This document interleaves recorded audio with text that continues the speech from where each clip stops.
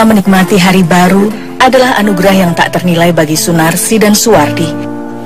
Meski setiap hari kemiskinan tak pernah lepas menjerat keluarga ini. Apalagi semalam Selvi, anak terkasih mereka, kembali didera panas tinggi. Demam yang seringkali menyebabkan hidungnya mengeluarkan darah. Nak, tangi, masih cek ngeluh tak kak?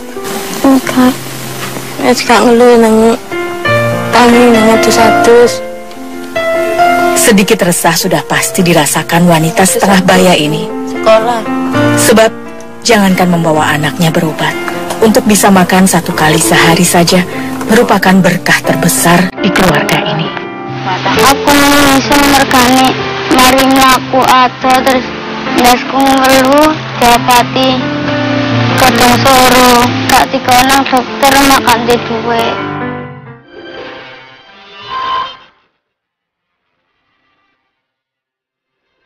Tidak memiliki bekal pendidikan yang cukup membuat Sunarsi harus memutar otak agar bisa menghasilkan lembaran rupiah, memenuhi kebutuhan keluarganya. Maka membuat dan menjual otok-otoklah, yang akhirnya menjadi jalan keluar yang paling terjangkau di kantongnya saat ini. Selain itu, proses pembuatannya juga cukup sederhana, yaitu dengan mencampurkan bahan berupa terigu, tape, gula, garam, dan air. Semua bahan ini kemudian diaduk sampai merata dan kalis. Penggunaan tape singkong sendiri tak lain sebagai cita rasa utama pada otok-otok yang dijual Sunarsi. Modal yang minim membuatnya hanya mampu menggunakan 1/4 sampai setengah kilo tepung terigu setiap harinya. Sebab pekerjaan suaminya hanya menjadi buruh serabutan pencari bebatuan di sungai dengan penghasilan tak menentu tiap minggu bahkan harinya. Kula sadean otok-otok niku mboten enten modal lintu-lintune niku mboten enten. Nah kula sak dinten niku sadean otok-otok. Nggih nek enten keren-kerenan sing ditedho nggih kula lumpuh-lumpuhaken damel bayar sekolah. Agar otok-otok yang dihasilkan tidak bantet saat digoreng nanti, biasanya Sunarsi mendiamkan adonan minimal selama 1 jam terlebih dahulu.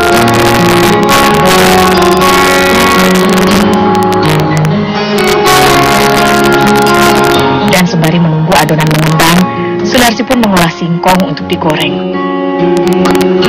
Iya, di samping membuat dan menjajakan otok-otok, terkadang Sunarsi menambah variasi dengan gorengan singkong. Sebelum digoreng, singkong bahan utama gorengan Sunarsi ini telah dikukus sebelumnya.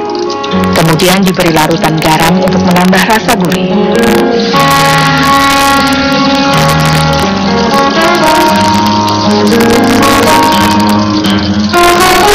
Nek utang duit ya gak oleh, nek utang butuhan ya oleh nek titik-titik ngoten. Nek yang bojo terus mboten kantuk.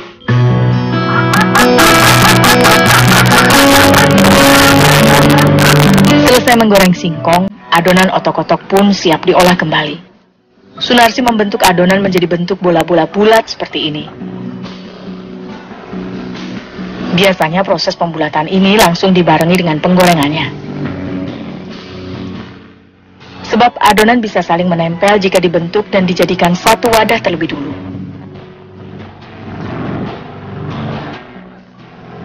Sama seperti gorengan pada umumnya, tanda otok-otok matang dan siap angkat adalah jika warnanya telah berubah menjadi kecoklatan seperti ini.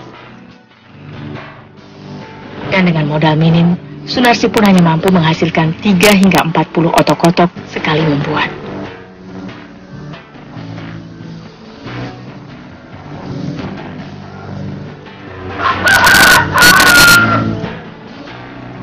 Mak, aku tak budal dikit ya. Iya, hati-hati. Engko tak tututi mata goreng iki sing.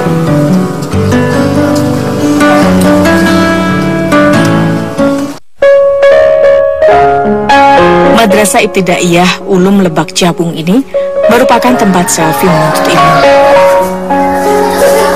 Dan saat ini ia telah duduk di bangku kelas 5 sekolah dasar. Kedua orang tua Selvi tetap berupaya agar gadis kecilnya ini bisa terus mengecap pendidikan. Meski demi makan sehari-hari sekalipun, mereka masih harus berjuang. Selvi sadar kalau ialah satu-satunya harapan keluarganya untuk bisa keluar dari jerat kemiskinan ini. Sehingga tak pernah terbersit dalam pikirannya untuk menyia-nyiakan kesempatan serta pengorbanan orang tuanya.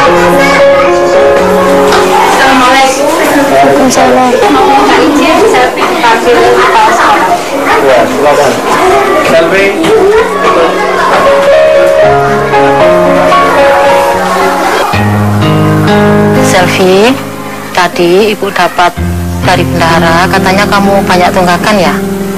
Yang belum dibayar LKS untuk kelas 4, semester 1, semester 2, kemudian untuk yang kelas 5 ini semester 1, belum terbayar semua. Iya. Terus kapan pembayarannya? Ini aku sih, Mak, nggak ada uang. Ada ketakutan tersendiri dalam hati Selvi manakala pihak sekolah kembali mengingatkan tentang beberapa tunggakan. Dan tentu saja ini nantinya bisa berdampak pada kesempatannya mengikuti ujian sekolah. Untuk membayar LKS, Selvi tahu benar keadaan orang tuanya masih belum sanggup melunasi, dikarenakan penghasilan minim yang didapatkan orang tuanya pun terkadang tak mampu menambal kebutuhan mereka sehari-harinya. Ya, paling kalau tak sakit baru izin ya. Udah sekarang sama kembali ke kelas ya, belajar lagi sama bapak guru di sana ya. Terus mak mesti diceluk jika nggak bayar, nek gak bayar gak oleh melok ujian.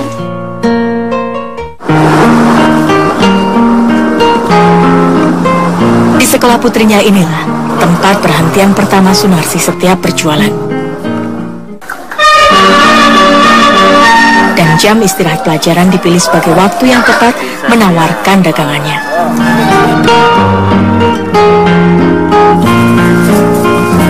Anak yang gemar jajan menjadi sasaran pembeli yang dipercaya Sunarsi sebagai perantara Tuhan memberikan rezeki kepadanya. Rp500 adalah harga yang dibanderol Sunarsi untuk satu potongan singkong serta gorengan otok-otok ini. Maka sekitar 10 hingga 25 ribu pula lah penghasilan tertingginya dari hasil berjualan setiap hari. Ini ku biasanya nggih kantuk ya terus kasawelas kadang nggih kantuk sedoso ngoten nggih mboten mesti sing tumbas ngoten niku. Nggih niku tunggile damel nempur. Tunggile nggih damel tumbas kados lombok-lombok ngoten niku.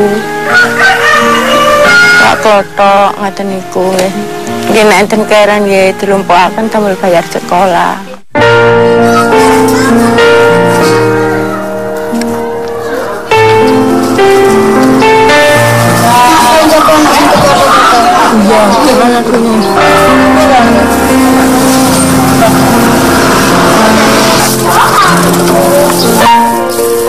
Aku gak izin emak dodol otok-otok di sekolahan, ngelak duit tinggal bayar sekolah, ambek tinggal nyeleng-nyelengi. Selvi sadar jika sang bunda telah mengerahkan segala usaha dan kerja kerasnya demi mengupayakan dirinya bisa terus bersekolah serta mencukupi kebutuhan makan untuk keluarganya. Maka menjadi sebuah kewajiban baginya memberikan dukungan agar bisa memantik semangat tersendiri bagi sang bunda. Bayar sekolah. Apa yang membayar? Aku tidak buku.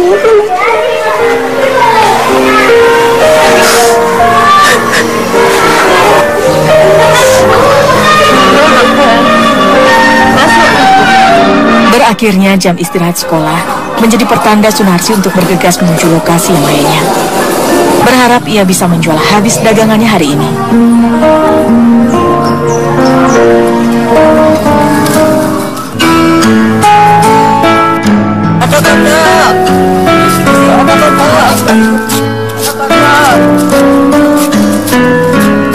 Maraknya jajanan modern saat ini ternyata membuat Sunarsi harus bersabar menjajakan gorengannya. Kula jajan otok-otok kadang telas kadang boten. Nggih karane nggih niku damel samian ki ambek kalih sak keluarga ngoten. Nek disate malih pun mboten enten sing tumbas terene pun mboten enak ngoten terus ya. Hidup serba kekurangan akhirnya memaksa Sunarsi berhutang. Tok-tok. Si. Bu Narsi? Halo, nggih.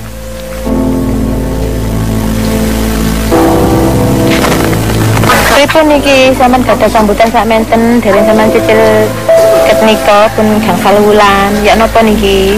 Nggih, ngapunten nggih Bu, nek kula pun gadah arta kula cicile. Nggih, tapi mboten suwe-suwe lho nggih. Nggih. Sambil modal malih. Nggih. Rasa malu bercampur perasaan tak enak saat ditagih untuk segera membayar, mau tak mau makin menambahkan beban yang harus ia dan suami hadapi bersama. Nggih sungkan kalih tiyang niku. Kengken nang nyaur-nyauri niku dereng kadang ngoten nggih. Kula nggih mek mular tok ngoten, Mbak. Dereng ngenten kula tambah nyicil.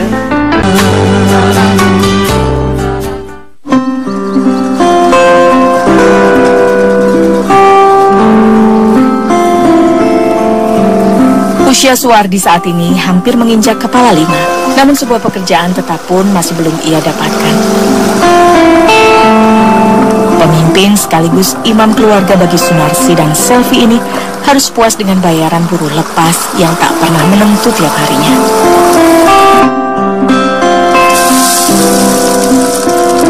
Tak cukup mengecap pendidikan di bangku sekolah, membuatnya hanya mampu mengandalkan kekuatan fisiknya sebagai modal mengais rezeki.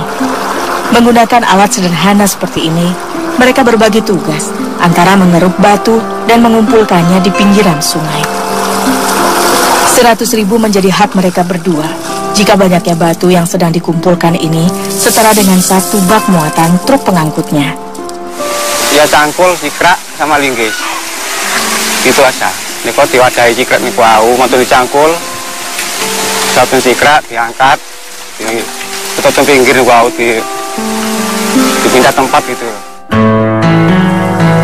Musim kemarau adalah waktu yang paling aman bagi mereka. Karena selain menyusutnya volume air, arus sungai pun tidak begitu deras. Dan jika musim penghujan telah tiba, Suwardi dan temannya pun memilih beralih menjadi buruh cangkul atau tanam di sawah.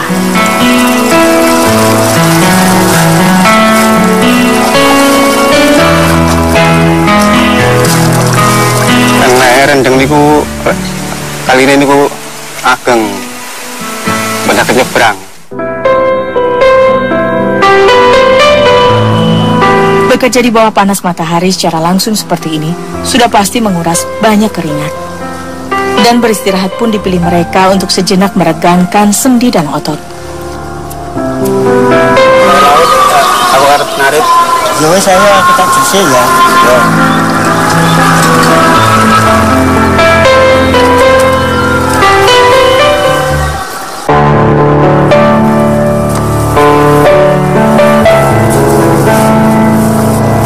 Mencari rumput hingga memberi pakan hewan peliharaan menjadi tugasnya tiap hari yang tak boleh terlewatkan.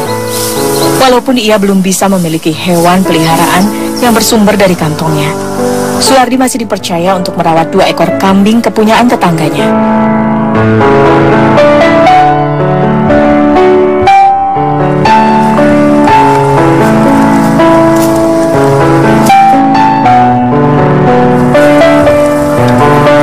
Sistem paruh atau bagi hasil adalah jenis bayaran yang memungkinkan Suwardi kelak bisa mendapatkan salah satu anak jika kambing yang dirawatnya melahirkan lebih dari 1 anak.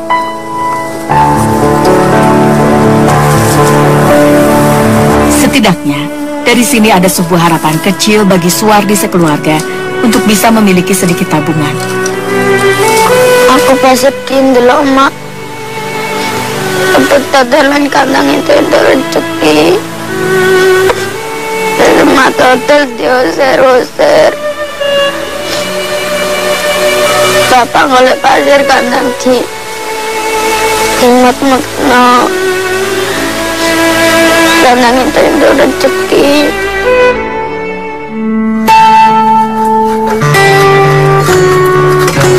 Dibantu gadis kecilnya, Sunarsi menyiapkan menu makan untuk keluarganya. Walau dengan menu ala kadarnya dan jauh dari kata mewah, paling tidak mereka bersyukur. Perut mereka kali ini bisa terisi nasi. Sebab jika tak ada sepeser uang bagi mereka membeli beras, singkong rebus adalah jalan keluar paling mudah dan murah yang biasa menghiasi hari-hari mereka.